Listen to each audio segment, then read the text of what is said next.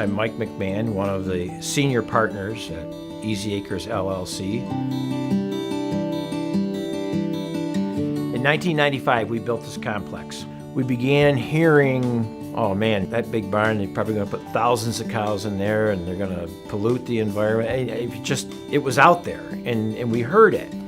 And so we thought, we're going to have to make an extra effort to make sure that the people in our township are not going to be concerned about that, and that we will be known as good stewards, because we sit over the sole source aquifer for the village of Homer and part of the city of Cortland. And we also have Factory Brook, which is a AA trout stream, runs about 5 miles down through our land. So we began a well sampling and stream sampling project in the year after we built this operation in 1996. So we've been doing that for 21 years now.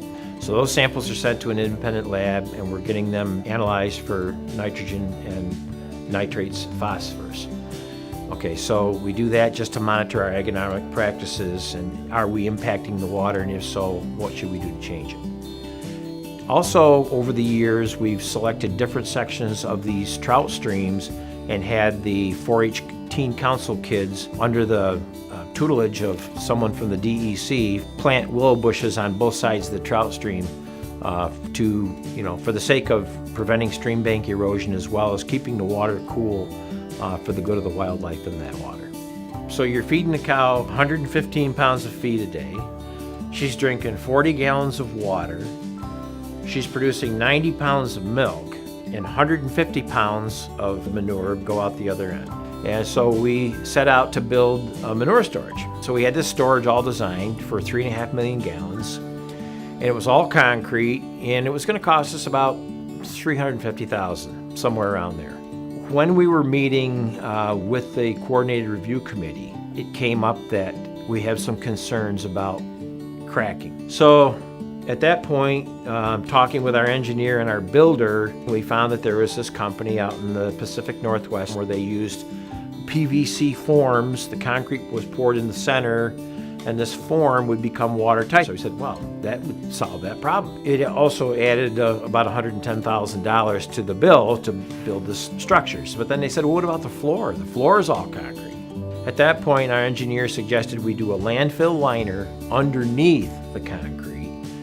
And while we're doing that, let's lay in some tile lines to be able to monitor if there is a leak. We have 3 monitoring wells that these tile lines feed to, so we know which third of the structure could possibly have effluent in it. That added close to another, it's like 80 or 90,000 more to the cost of the project to do that. And all of a sudden we're hearing, oh, hold it. What if one of your hired help or something drives a tractor into this 16-foot tall structure with 3.5 million gallons in and breaks it open?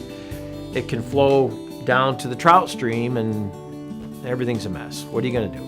The final answer was build this thing in the ground instead of above the ground. And so this is the first octiform structure ever to be built in the ground. So the end result was the safest manure system in the world.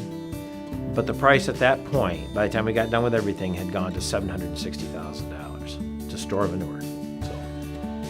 The Taj Mahal of manure systems.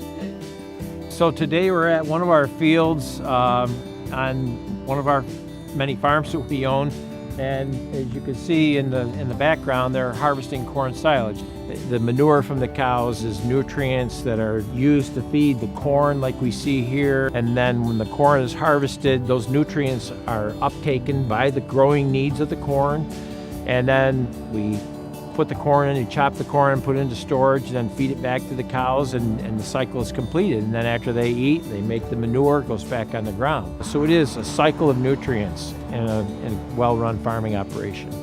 It's important to us to preserve this environment because we make our living off of a healthy environment. So it does us no good turn to abuse it. And if I want my son to be successful in this business, and God willing, his son after him, then we need to be able to hand on to the next generation an environment at least as healthy as the way we found it.